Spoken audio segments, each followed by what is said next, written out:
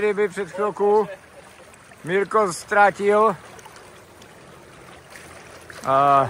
ale jsou to ryby na červenou kartu.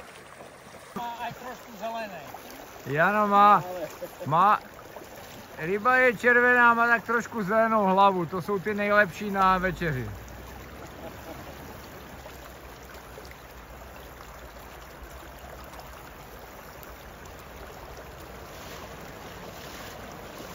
Tahej, ať se na to podívám trošku.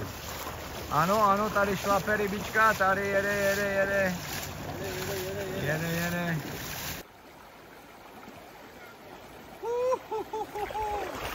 Počkej, já